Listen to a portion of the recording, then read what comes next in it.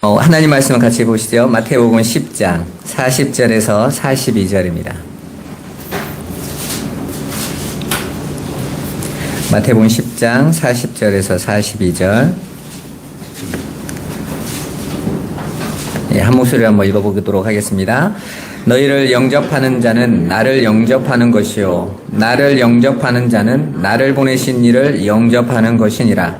선지자의 이름으로 선지자를 영접하는 자는 선지자의 상을 받을 것이요 의인의 이름으로 의인을 영접하는 자는 의인의 상을 받을 것이요 또 누구든지 제자의 이름으로 이 작은 자 중 하나에게 냉수 한 그릇이라도 주는 자는 내가 진실로 너희에게 이르노니 그 사람이 결단코 상을 잃지 아니하리라 하시니라. 아멘.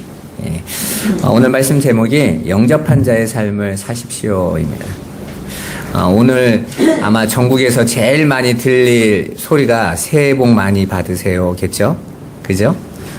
절하고 어른께 인사하고 서로 간에 인사하면서 새해에는 복을 많이 받으세요일 겁니다. 그런데 많은 사람들이 복이라는 것을 정말 좋아하고 쫓고 얻고 싶어 하지만 정작 그 복에 대한 내용을 알고 있는 사람은 많지 않습니다. 사람들이 가지고 있는 새해 복 많이 받으세요의 복은 아마 건강이나 또 성공이나 부함이나 물질이나 이런 거겠죠.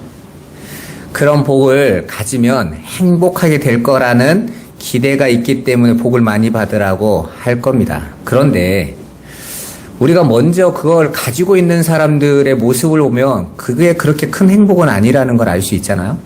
돈을 많이 가지고 있다고 행복하던가요? 힘을 많이 가지고 있다고 행복합니까? 김영삼 대통령이 대통령 재임하고 이제 IMF 터지고 물러날 때 뭐라고 말씀하시냐면 하루라도 빨리 내려가고 싶다. 그래서 김대중 대통령도 똑같은 말을 했죠. 이제 정상에 올라가셨으니 얼마나 좋습니까? 그랬더니 내려갈 것밖에 안 보인다고 그래서요. 그러니까 사람들은요, 내가 저곳에 올라가면 그 행복이 나를 지켜줄 것 같지만 사실은 그렇지 않습니다. 그러니까 시진핑 같은 사람들이 그 자리에서 안 내려오려고 내가 평생 죽을 때까지 해먹어야겠다 그러는 거 아니겠어요? 그러면 행복할까 싶은 거죠. 그 이유는요, 복을 잘 몰라서 그래요. 그러니까 인간들은 자신이 무슨 복을 가지고 있어야 행복한지를 모르는 거예요. 그러니까 눈에 복이 좋고 남들이 다 부러워하는 걸 갖고 있으면 행복하지 않을까일 뿐이지 막상 그걸 가지고 있어도 그게 그렇게 행복이 없으니까 좌절하는 거 아니겠습니까? 하나님께서 말씀하신 것처럼 내가 너희를 더 잘 알아. 왜? 지으신 분이니까. 인간에게 있어서 진짜 행복한 복은 하나님이 함께 하시는 거예요. 내가 너와 함께 하겠다. 그래서 이스라엘 사람들이 그 성전을 보면서 늘 기대했던 것이 쉐키나이거든요. 쉐키나가 뭔 뜻이냐면 임재하시는 거예요.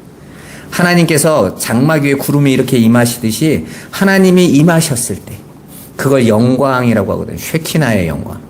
하나님이 지금 내 안에, 올 안에, 여러분 안에 쉐키나의 영광이 가득하시기를 주님의 이름으로 축원합니다. 그분이 나와 함께 계시는 거예요. 내 안에 오셔서 네가 어딜 가든지, 네가 어떤 자리에 있든지 내가 너와 함께 하겠다.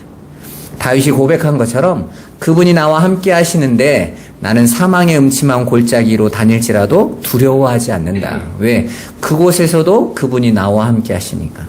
그러니까 우리 성도들은 하나님이 나와 함께 하셔서 내가 높은 자리, 좋은 자리, 편안한 자리에 있게 해주세요가 아닌 거예요. 성도들은 아버지만 나와 함께 하시면 나는 그 어디라도 하늘나라니까 아버지 나와 꼭 함께 해주세요. 그리고 그게 내겐 복입니다. 인 거예요.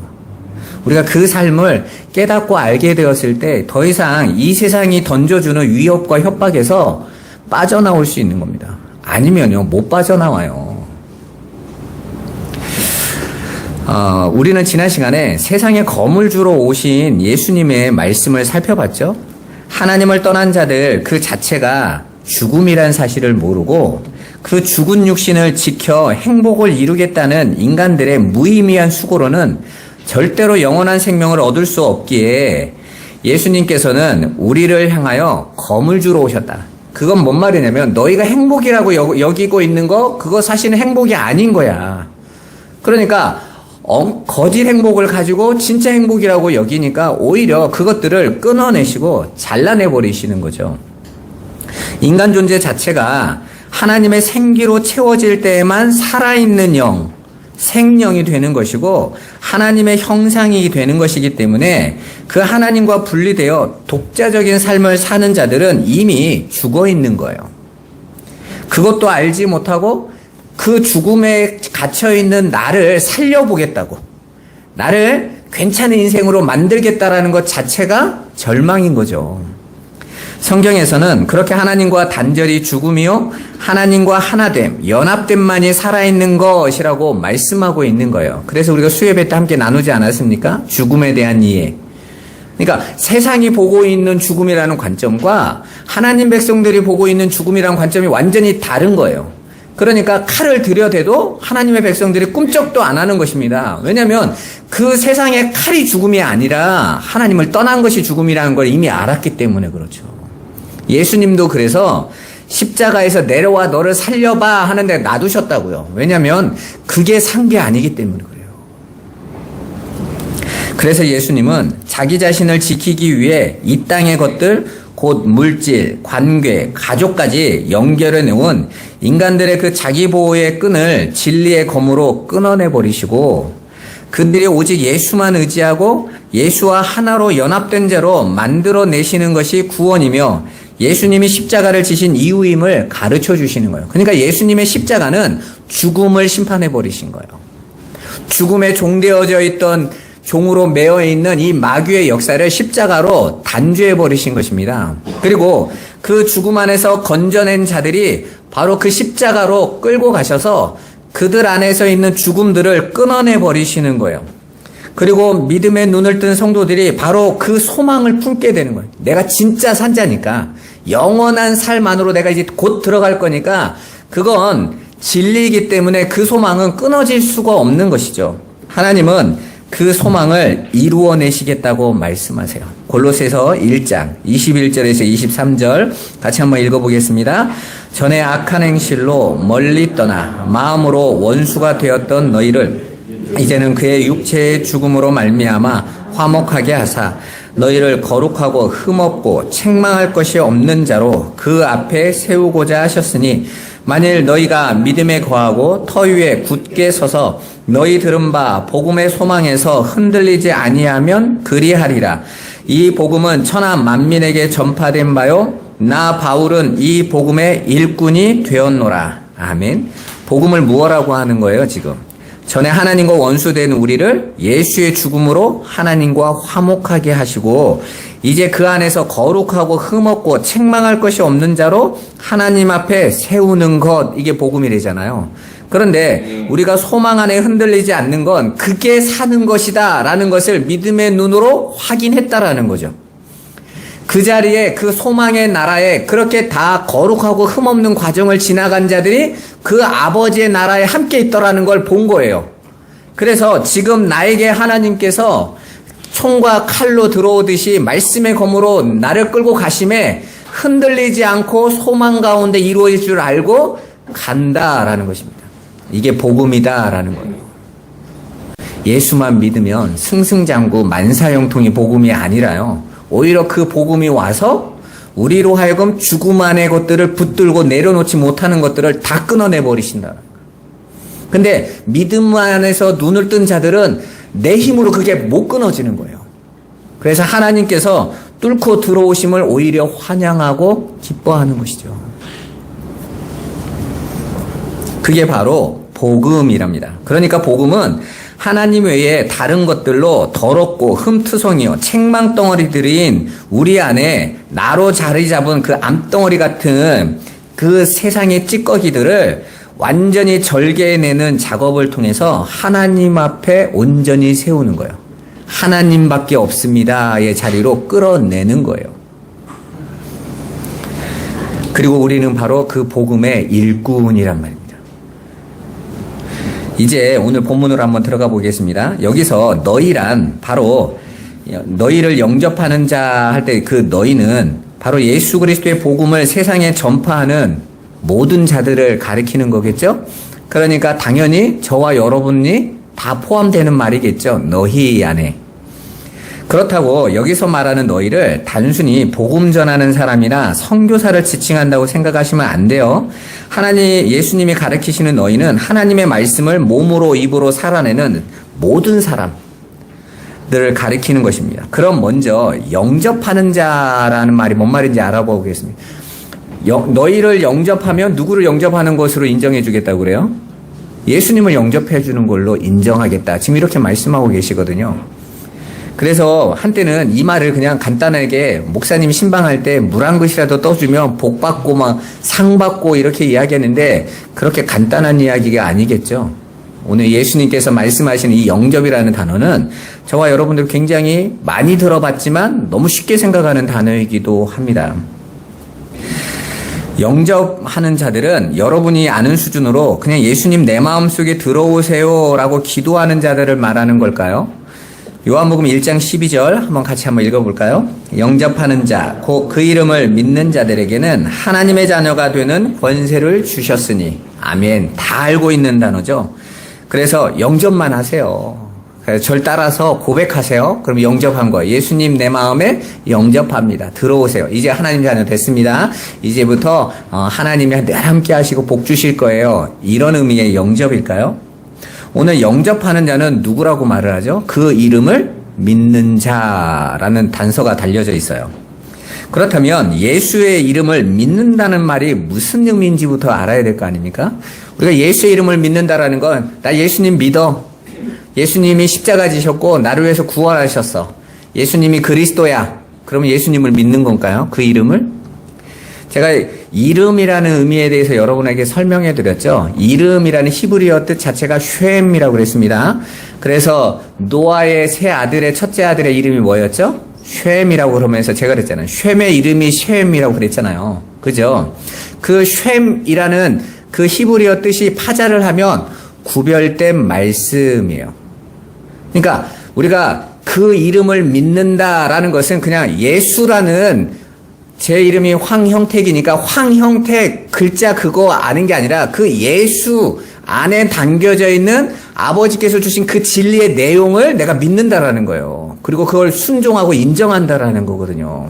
그러니까 여러분들이 기도할 때 예수의 이름으로 기도합니다라는 것은 그냥 예수님이라는 십자가에 달리신 그분을 도장 찍는 말이 아니라 그 예수께서 하신 그 진리의 말씀으로 이루어지기를 원합니다라는 뜻이에요.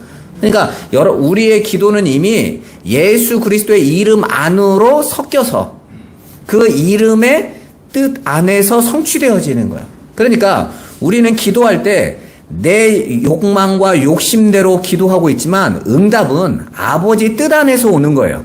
왜요? 모든 이름이 예수의 이름으로 올라가고 있다니까요. 그러니까 어린아이와 같이 우리가 땡깡 피우고 기도를 해도 하나님의 귀에는 어떻게 들어가시냐면 예수님께서 겟세마네 동산에서 기도하신 것처럼 아버지, 저들이 아버지를 너무 몰라서 그렇습니다. 아버지의 뜻이 오늘도 우리 딸에게, 아들에게 임하게 하여 주옵소서. 이렇게 응답이 가는 거예요. 그러니까 나는 물질을 구했는데 하나님께서는 물질을 막으심으로 응답을 오는 거죠. 그건 응답을 안 하시는 게 아니라 그게 예수의 이름으로 기도하고 있는 거예요. 뭔지도 모르고 그냥 우편물 찍듯이 그냥 예수의 이름만 붙이면 되는 줄 아셨죠? 그런 의미의 내용이 아닌 겁니다. 먼저 예수라는 이름은 여호와라는 단어와 구원이라는 단어의 합성어예요. 그러니까 예수라는 이름의 뜻은 여호와께서 구원하신다라는 뜻입니다. 그렇다면 예수의 이름을 믿지 않는 사람들은 어떤 사람이겠어요? 구원이 오직 하나님으로부터 은혜로 선물로 주어진다는 것을 인정하지 못하고 나의 노력과 힘 그리고 그 열심으로 얼마든지 나의 구원을 이룰 수 있다라고 여기는 자들. 아담과 하와가 자신들이 선악과를 따먹고 또 힘으로 생명나무 실과를 따먹을 수 있다라고 자신 있게 말하고 있는 모든 생각과 그렇게 행동하는 모든 자를 말하는 거예요. 예수 그리스도를 믿는다라는 것은요, 나는 불가능한 자입니다라는 고백인 거예요. 그렇게 예수를 실컷 믿어놓고 내가 지금 전도와 선교와 열심으로 하나님의 손을 움직일 수 있다라고 여기는 자들은요, 예수 이름을 믿는 게 아니에요. 우리가 예수를 믿는다라는 것 자체가 하나님 나는 내놓을 수 있는 게 아무것도 없는 죄인입니다. 하나님의 은혜만 구합니다. 이거예요. 그래서 바울이 마지막 서신에서 나는 죄인 중에 괴수도다. 이렇게 고백한 거예요. 할 수 있는 게 아무것도 없다라는 거예요. 다윗도 그러지 않았습니까? 내가 모태에서부터 죄로만 만들어졌기에 내가 내놓는 것이 아무것도 없어. 티끌밖에 없네요. 진토밖에 없네요.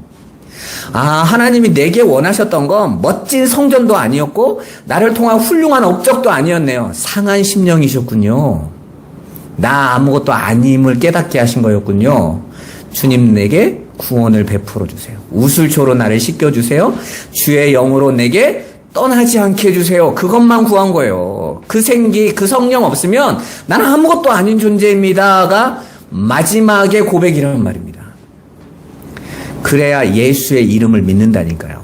그래야 십자가 예수를 기다린다니까요.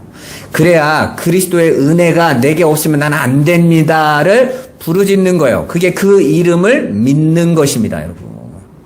다 예수를 영접했다고 하고 내가 이제 예수님에게 나 이런 것도 잘하고 저런 것도 잘하고 나 이만큼 하고 있어. 이건 예수를 믿는 자들이 아닌 거예요. 하지 말라는 게 아닙니다.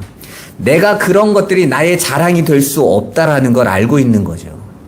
그래 나는 그 은혜와 그 사랑만을 의지하는 자인 거예요.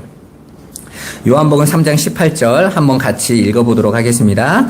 그를 믿는 자는 심판을 받지 아니하는 것이요 믿지 아니하는 자는 하나님의 독생자의 이름을 믿지 아니하므로 벌써 심판을 받은 것이니라. 아멘. 하나님의 아들의 이름을 믿지 않는 것이 심판의 이유인데 여기에서 믿지 않는 자들은 이미 이 땅에서 심판을 받았다라고 완료 시제로 쓰여졌어요. 그 말은 심판을 받은 자들은 이미 정해져 있고 그들은 교회 안에 있어도 예수를 믿는다고 하면서 믿는 것이 아니라 자기 증명의 삶을 계속 살아갈 거라는 거예요. 나라는 존재의 가치 높이는 삶을 교회 안에서 열심히 할 거라는 거죠. 그러니까 예수 안에 부름받은 자들이 다 예수의 이름을 부르고 있다고 다 구원받는 게 아니에요. 제가 전도사 때 우리 교회 권사님이 이런 말을 했어요. 누구든지 마음으로 믿고 입으로 시인하면 구원받는다고 했으니까 예수님 믿어야 하는 사람은 다 구원받았다라는 거예요. 그래서 제가 그 권사님한테 그랬죠. 아니 그런데 왜 하나님은 교회 안에 가라지도 있고 알곡도 있다고 그러셨을까요? 분명히 다 똑같이 예수 믿는다고 할 건데 그리고 주여 주여 이름을 부르는 자마다 또 다 내게로 올 자가 없다고 그랬는데 그랬더니 그 권사님은요. 아니 그런 건 모르겠고 이 말씀이대로 자기는 그걸로 믿는다는 거예요. 그래서 그런 게 어디 있어요, 말씀이. 그러니까 많은 성도들이 그 내용 안으로 더 들어가고 싶어 하질 않는다니까. 이게 뭔 말일까? 어떤 데에서는 이름만 불러도 구원받는다고 하는데 시인만 해도 구원받는다고 하는데 어떤 데에는 주여 주여 내 이름을 가지고 그 많은 일을 했는데도 불구하고 모른다고 하실까에 대한 고민들이 없어요. 그냥 그런가 보다. 그건 그 이름을 내가 의지하지 않고 있는 거예요. 원래는 모든 사람이 다 죄인으로 이 땅에 옵니다. 그 중에 어떤 일은 이들은 창세전에 예수 그리스도의 이름으로 구원받기로 작정되어 있었기에 그들은 모두 예수 그리스도로만 구원을 받는다는 사실을 기쁘게 순종하고 받아들이는 자들인 거예요. 그러니까 그 기쁘게 순종하고 받아들이는 자들의 이 땅의 삶의 모습이 어떻게 되겠어요? 나는 예수 없어도 얼마든지 잘하고 나는 예수님한테도 이만큼 잘했어가 예수로 기쁨이 되겠어요? 아니면 이 역사의 삶을 보니까 나는 예수의 이름, 나는 그 예수 아니면 정말 의미도 없는 존재구나. 내가 이 역사 속에서 그 예수를 아는 게 복이고 모든 거구나 알고 가겠죠. 그래야 기쁘게 순종할 거 아닙니까? 그렇다면 멸망의 자리에서 벗어나 예수의 이름을 믿는 자들의 모습이 이 땅에서 어떻게 나타나는지 한번 보겠습니다. 무엇을 근거로 그가 예수의 이름을 믿는 자라는 판단을 할 수 있겠어요? 오늘 본문으로 오셔서 보시면 주 예수의 이름을 믿는 자들은 그를 영접하는 자들이다 이렇게 말을 하고 있어요. 예수를 영접하는 자들은 너희를 영접하는 것으로 이 땅에서 나타난대요. 자, 그러면 먼저 예수를 영접할 자들은 너희인 제자들부터 영접했겠죠. 그러면 그 제자들이 어떤 모습으로 왔는데 그들을 영접한지 보면 알 거 아니에요. 그죠? 그런 모습임에도 불구하고 그를 영접하더라는 거죠. 그리고 그 삶을 순종하고 따라감으로 영접하는 것이 무엇인지를 보여주더라는 거예요. 밥 한 끼 대접하는 얘기를 하고 있는 게 아닙니다. 예수의 이름을 믿는 자들은 하나님의 말씀을 가지고 몸으로 입으로 살아내는 자들을 영접한다고 말하는 거예요. 그 하나님의 말씀은 항상 세상의 기존 질서의 틀을 깨버리고 가치관을 박살내는 모습으로 와요. 그래서 그들은 세상의 기존 질서와 틀로부터 늘 공격을 당하게 됩니다. 익숙한 것에서 다른 것이 오면 어떻게 될까요? 사람들은 받아들이지 못해요. 우리나라에도 처음에 천주교가 예수 믿으세요 왔다가 어마어마하게 박해를 받았죠. 이유가 뭐였습니까? 익숙한 거에서 익숙하지 않은 게 온 거예요. 왕이 있는 나라에 다른 왕이 있다라고 와버리니까 왕의 입장에서는 어떻게 생각하겠어요? 국가를 전복할 사태가 일어난 거잖아요. 왕권을 흔들 사태. 왕만 흔들리니까 왕 밑에 힘을 대고 있던 신하부터 그 모든 질서가 어떻게 돼요? 부서져 버리죠. 그러니까 어떻게 됩니까? 어마어마하게 박해를 불러일으킨 거예요. 마찬가지예요, 여러분. 여러분, 복음은 항상 이 세상 사람들이 가지고 있는 그 기존의 틀을 항상 무너뜨려 버려요. 왜냐하면 이 세상 사람들은 지금 자신들이 내어놓는 일들을 가치 있는 일이라고 여기고 하고 있는 거잖아요. 훌륭하고 위대하고 역사에 남을 만한 일이다. 우리는 이만큼 대단해 라는 것을 열심히 증명하기 위해서 이 역사를 이끌어가고 있는데 누군가가 와가지고 그렇게 대단하게 보이는 것을 별거 아닌 똥무더기라고 취급해버리면 어떻게 되겠어요? 그 인간 죽여버리고 싶은 거죠. 아니, 이게 유튜브로 나가서 그런데 저는 만이산에 가면 돌탑 쌓아놓은 거 있잖아요. 어마어마하게 쌓여있잖아요.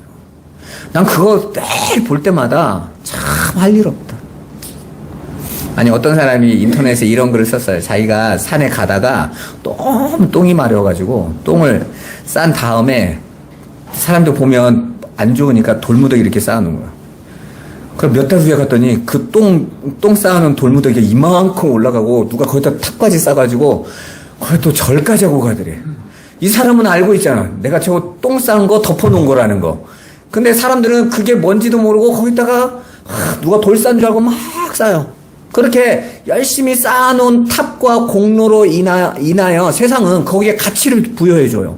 너 대단해. 남들이 할 수 없는 일들을 했구나. 어마어마한 걸 했구나. 그런데 하늘에서 하나님이 본다고 생각해 봐보세요. 뭐 하고 있는 것 같아요? 참 쓸데없는 일 하고 있는 거예요. 그것으로 자신의 생명이 조금이라도 늘어날 수 있는 것 없는 것도 아닌데 심판은 하나님이 하시는데 그분을 알라고 한 시간들을 다른 거 열심히 하고 그걸 가치라고 자꾸 들고 나오는 거예요. 우리가 어렸을 때 제가 딱지치기를 되게 잘했거든요. 아주 동네에서 딱지 열심히 따서 갔는데 우리 큰누님이 한 번은 너무 화가 나는데 귤박스에다가 막 수천 장을 놓고 막 나는 그것만 볼 때마다 감격스러운데 한 번은 우리 누님이 제가 뭐 잘못해가지고 저 때리면서 제 앞에서 그 불 다 태우는데요. 전 그때 인생 끝난 줄 알았어요. 지금 와서 보면 그 별거 하는 종이 쪼가리에 근데 막 그때는 막 그 하루 종일 식음을 전폐하고 왜요? 내가 그 가치 있게 쌓아놓은 것을 불더미로 만들어버렸다. 힘이 없어서 덤비지는 못하겠는데 죽여버리고 싶은 거예요. 모든 인간은 그렇게 갑니다. 자신들이 쌓아놓은 그것이 뭔지도 모르고 하나님께서 주신 인생과 시간을 열심히 그걸 쏟으면서 나는 가치 있다라고 말을 하는데 이제 진리가 왔잖아요. 유대인들이 열심히 율법을 지키면서 하나님 앞에 이게 우리가 얼마나 대단한지를 보여줬다고 가치 있다고 성전을 43년 동안 지어가면서 아직도 다 완성이 안 됐는데 그걸 바라보면서 우리는 하나님 앞에 이만큼까지 하고 있어 하는데 예수님이 오셔서 뭐라고 말씀하세요? 야, 돌 하나에 돌 위도 남지 않고 다 무너질 거야. 저 그냥 돌덩이야 이러는 거예요. 용서가 되겠습니까? 그들이 열심히 금식하고 애쓰고 하나님 말씀 지키겠다고 하는데 너희들이 하는 수고로 단 한 터럭도 하나님 앞에 돌아갈 게 없어. 인정받을 게 없어. 이러니까요. 그 말하는 예수를 어떻게 여겨요? 죽여버리고 싶어. 영접한 게 아니라 죽여버리고 싶어. 그 예수의 이름을 믿는다라는 건 그거예요, 여러분. 그 예수가 저와 여러분한테 들어오시면 그분께서 내가 지금까지 가치로 여기고 있던 이 세상 안에서의 나 증명의 삶이 그거 아니지.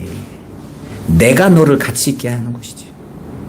네가 나와 함께 있을 때만 가치 있는 거야. 내 생명이 너와 함께 있을 때만 네가 존재가 되는 거야. 이럴 때 이 세상에 묶여있던 자들은요, 못 견디는 거예요. 남들이 다 알아주는데 왜 당신만 나를 무시합니까? 왜 많은 사람들이 교회를 받아들인 줄 아세요? 교회가 그런 말 안 했으니까. 예수만 믿어보세요. 승승장구할 겁니다. 복 받을 겁니다. 아프세요? 교회 나오세요. 우리 목사님 능력 좋아서 기도만 하면 다 치료됩니다. 이래서 교회가 된 거예요.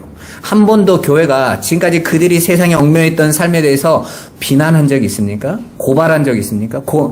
그들을 향해서 그거 아니다 라고 외쳐본 적이 있습니까? 교회만 나오면 됩니다 였잖아요. 그래서 지금까지 타협을 잘하고 왔던 거예요. 그러니까 그들이 다 영접한 거예요.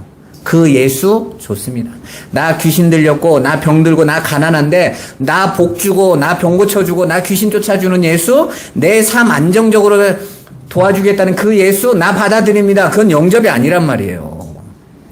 근데 우리는 지금까지 그게 영접인 줄 알고 왔단 말이에요. 그리고 열심히 그 하나님 앞에 또 옛날에 성황당 찾아다니고 물 떠놓고 하듯이 또 열심히 한 거예요. 나름 성공을 했고 힘을 얻었고 그걸 하나님이라고 여기고 열심히 온 거죠. 세상 영광이 부어지니까 내가 하나님 믿었더니 내가 이만큼 얻었다라는 자랑도 할 수 있게 됐어요. 그만큼 했으니까 이제 어떡합니까? 하나님 대충 믿고 싶은 거죠. 왜냐하면 내가 이게 목적이었으니까. 하나님도 나의 도구가 되는 게 목적이었습니다. 여러분, 복음은요, 여러분들이 가지고 있는 이 세상의 틀을 쥐어 흔들어야 돼요. 너 마른 뼈야. 너 사망의 자리에 있는 존재야. 너 허물과 죄로 죽어있는 존재야. 너 귀신 들려 있어서 그런 거야. 거라사 광인을 고치신 예수의 기적을 보시 말고 내가 거라사 광인이었구나를 봐야 되는 게 성도들인 거예요. 단 하나도 예수와 나와의 관계 외에는 성경에서 기록한 게 하나도 없단 말입니다. 남 얘기를 써놓은 게 없어요. 거기에 등장하는 모든 문제 있는 자들은 다 저와 여러분을 이야기하고 있는 것입니다. 그런데 주 예수를 영접하는 자들은 그렇게 기존 질서와 세상의 틀을 깨버리고 그 삶을 자신의 삶으로 받아들인다라는 겁니다. 세상의 삶의 원리인 힘의 원리를 깨는 자들이에요. 십자가의 삶의 원리로 이 땅을 살아내는 것입니다. 그래서 세상에 공격을 당하는 거예요. 그렇다면 도대체 세상으로 주님의 말씀을 들고 나가는 제자들의 모습이 어떤 모습이기에 세상의 기존 질서나 틀이 그들을 그렇게 공격할 것이라고 말씀하고 계십니까? 마태복음 10장 5절부터 15절까지 한번 읽어보시죠. 앞에 있는 내용이에요. 자, 예수님이 제자들을 파송하시면서 하신 말씀이죠. 같이 한번 읽어볼까요? 예수께서 이 12를 내보내시며 명하여 이르시되 이방인의 길로도 가지 말고 사마리아인의 고을에도 들어가지 말고 오히려 이스라엘 집에 잃어버린 양에게로 가라. 가면서 전파하여 말하되 천국이 가까이 왔다 하고 병든 자를 고치며 죽은 자를 살리며 나병 환자를 깨끗하게 하며 귀신을 쫓아내되 너희가 거저받았으니 거저주라. 너희 전대에 금이나 은이나 동을 가지지 말고 여행을 위하여 배낭이나 두벌 옷이나 신이나 지팡이를 가지지 말라. 이는 일꾼이 자기의 먹을 것 받는 것이 마땅함이니라. 어떤 성이나 마을에 들어가든지 그 중에 합당한 자를 찾아내어 너희가 떠나기까지 거기서 머물라. 또 그 집에 들어가면서 평안하기를 빌라. 그 집이 이에 합당하면 너희 빈 평안이 거기 임할 것이요 만일 합당하지 아니하면 그 평안이 너희에게 돌아올 것이니라. 누구든지 너희를 영접하지도 아니하고 너희 말을 듣지도 아니하거든 그 집이나 성에서 나가 너희 발에 먼지를 떨어버리라. 내가 진실로 너희에게 이르노니 심판날에 소돔과 고모라 땅이 그 성보다 견디기 쉬우리라. 아멘. 자, 제자들이 예수님께서 전도하라고 가라고 하시는데 어떤 모습으로 보내세요? 세상이 원하는 걸 아무것도 안 들고 가. 전대도 가져가지 말라고 그러죠. 두벌 신도, 배낭도 못 가져가게 하잖아요. 그렇게 전대로 표현되어지고 두벌 신과 배낭으로 표현되는 건 이 세상이 추구하고 있는 힘인 거예요. 우리는 사람을 살필 때 그걸로 보죠? 그죠? 저 사람이 배운 학력과 수준과 그리고 어디에서 어떻게 자랐는지 그거 보잖아요, 여러분. 근데 그것들을 싸그리 뺏어버리면 어떻게 되는 거예요? 세상은 그를 볼 때 이득 볼 게 없는데, 얻어먹을 게 없는데 이런단 말이에요. 여러분, 한국교회가 세계 현장에서 선교를 어마어마하게 했다고 그러는데 어떻게 가서 선교한 줄 아세요? 전대 2개 들고 가서, 신발 4켤레 들고 가서, 배낭 그득그득 쌓아가서 나누어 줬더니 사람들이 몰려왔어요. 그리고 선교는 이래야만 할 수 있습니다. 구제 선교. 가서 지원해주고 이래야 그들이 예수도 믿습니다. 배가 먹고 눈이라도 좀 띄어져야 말씀을 듣죠. 한국교회는요, 거기서 한 발자국도 못 갑니다. 지금도 여전히 그렇게 후원을 하지 못하면 복음을 못 전한다 그러는 거예요. 우리 김교영 선교사님이 가서 나는 너희들한테 줄 게 없어. 나는 복음밖에 없어. 들으려면 듣고 말려면 말어. 이러고 있는 거거든요. 그래서 처음으로 라오스에서 목사님들이 자신들이 돈 대가지고 모아가지고, 왜요? 이 말씀은 다르다 하고 듣는 거 아닙니까? 여러분, 왜 우리가 그런 일을 해야 되나요? 저들이 세상은요, 보고 느끼고 만져지는 거에 관심을 가질 수밖에 없어요. 왜? 눈이 어두우니까. 하나님은 그 세상에서 잃어버린 자, 창세전부터 내 언약을 듣기로 약속된 자를 찾기를 원하시는 거지, 교회를 키우고 사람이 몰려오기를 원하시는 게 아니란 말입니다. 그럴 것 같았으면 예수님이 기적만 행하셔도 다 오는데, 그죠? 오병이어를 보고 5,000명이 몰려왔잖아요. 남자만 숫자를 셨을 때니까 2만 명, 3만 명이 몰려왔다는 내용이 아닙니까? 그리고 왕사모려고 했어요. 그런데 피해버리세요. 예수님은 그걸 위해서 오신 분이 아니거든요. 그리고 오히려 진리의 양식을 던졌더니 다 흩어져 버려요. 아무도 그 진리, 하늘의 말씀에는 관심이 없더라는 거죠. 그건 예수를 믿는 게 아닌 거예요. 영접하는 게 아닌 거란 말입니다. 오늘날도 교회가 우리가 기도만 하면, 이만큼만 헌신만 하면 승승장구 만사형통이 약속되어 있습니다 하는 교회는요, 몰려듭니다, 여러분. 교회는 그런 곳이 아니에요. 너희를 영접하면 나도 그들을 영접하리라는 이렇게 중요한 말씀을 갖고 있는 곳이 교회란 말이에요. 그 진리를 쫓아가고 그 삶을 입으로 삶으로 살아내는 교회를 영접할 자들이 이 세상에 얼마나 되겠냔 말입니다. 오늘 예수님이 이렇게 말씀하세요. 거저 받았으니 거저 주라 이렇게 하시고는 정작 줄 거는 아무것도 안 주세요. 그러니까 제자들은 유대교라는 기존 질서의 틀을 깨러 들어가는데 아무런 무장도 하지 않은 채 들어간 겁니다. 그러니까 믿는 자들이 영접해야 할 하나님의 말씀은 세상의 힘의 원리를 거부하고 십자가의 원리를 받아들이는 거예요. 그리고 그것을 받아들이는 자들이 믿는 자들, 영접하는 자들이라고 말을 하는 것입니다. 반대로 그것을 받아들이지 못하고 여전히 세상의 힘의 원리를 가지고 그 삶을 살기를 원하는 자들, 교회 안에서도 여전히 예수의 이름을 가지고 세상의 힘을 구하고 그걸 달라고 그거 가지고 세상에서 내가 당신을 드러내보겠다고 하는 자들은 예수를 영접한 자들이 아닌 겁니다. 멸망받을 자들인 거예요. 교회 안에 있다니까요. 교회 안에. 그래서 예수님께서 마태복음 7장에 예수의 이름으로 병도 고치고 귀신도 내어 쫓고 선지자 노릇도 하고 권능을 행했습니다 하는 자들을 향해서 뭐라고 매몰차게 말씀하십니까? 나는 너희를 도무지 알지 못한다. 거기서 도무지 알지 못한다는 의미가 나는 너희를 창세 전부터 아예 몰랐다라는 뜻이에요. 불법을 행하다 왔구나. 너 내 이름을 가지고 불법을 행했구나. 장사하고 왔네? 이거인 거예요. 그러니까 오늘날 많은 사람들이 예수를 이야기하는데 그 예수의 십자가와 자기 부인의 삶은 거절하고, 왜? 그건 세상에 잘 안 먹혀. 그러니까 어떡합니까? 세상에 인정받고 좋아할 것으로 바꿔줘.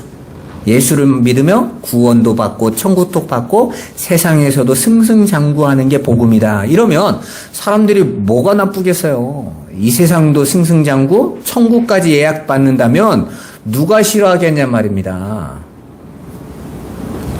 그런데 그런 복음은 없어요. 그래서 그 복음을 가진 제자들이 가는 곳마다 다 배척당했던 겁니다. 영접받는 게 어려웠던 거예요. 그래서 바울이 그 헬라 지역의 디아스포라에 있는 회당 쪽으로 복음을 전하러 갈 때 돌 맞고 쫓겨나고 그랬던 거예요. 있을 수 없는 거라는 거죠. 너 왜 우리 인간들의 노력을 그렇게 우습게 여겨? 하나님도 우리는 감동시킬 수 있다니까? 우리 힘으로 생명나무의 실과 따먹을 수 있어. 근데 너는 왜 없다고 그러는 거야? 그러는 거예요. 그러니까 여러분, 오늘날 많은 분들이 성전 지으면 축복받고 이런 이야기는요, 여러분 마음에 담지 마세요. 전도를 하면 복을 받고 성공해서 전도를 하라는 게 아니에요. 여러분들이 그 복음을 받고 영접하고 그 삶이 진짜라는 걸 알기 때문에 그 말을 어떻게 안 해주냔 말이에요. 그래서 바울이 그러죠. 내가 이 복음을 말하지 않으려면 내 마음이 불타는 것 같아서 내가 어떻게 이 말을 안 해? 지금 죽어가고 있는데 저들은 지금 자신들이 잘 살고 멋진 삶을 살고 있다고 여기고 있는데 바울의 보는 눈에는 저들이 지금 지옥을 향해서 달려가고 있는 모습인데 불구덩이를 향해서 뛰어드는데 어떻게 그걸 말을 안 해? 그 심령 안에서 미련하고 어리석지만 예수를 말하고 전하는 거죠. 이 땅에서 우리나라에서 전하면 전도고 외국까지 가가지고 그 나라에 가서 전하는 거 그거 선교 아닙니까? 전도하면 자식도 승승장구 잘 될 것 같고 선교하면 경제 축복 막 올 것 같고 이건 전도와 선교가 내 배부름에 대한 목적을 이루는 거잖아요, 여러분. 완전히 왜곡된 걸 가지고 사람들이 열심을 낸다니까요. 근데 그 열심은 오히려 하나님의 진노를 부른단 말입니다. 내가 그거 하라고 너한테 그 약속 지키라고 나보고 그거 하고 있는 거야? 너 나 무시하는 거야? 그러시는 거잖아요, 여러분. 바로 이 복음이 전파될 때 어떤 일이 벌어졌는지 사도행전에서 한번 살펴보겠습니다. 사도행전 17장 6절 7절 같이 한번 읽어보도록 하겠습니다. 발견하지 못함에 야손과 및 형제들을 끌고 읍장들 앞에 가서 소리질러 이르되 천하를 어지럽게 하던 이 사람들이 여기도 이름에 야손이 그들을 맞아 들였도다. 아멘. 여기서 맞아 들였다라는 것이 영접했다라는 거예요. 야손.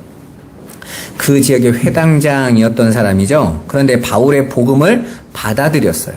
그랬더니 그 에베소 지역에 난리가 났어요. 왜? 그 사람들이 그 복음을 받고 그 지역에 열심히 잘 팔리던 우상, 그 형상 우상 있죠? 그게 안 팔리니까 어떻게 됐겠어요?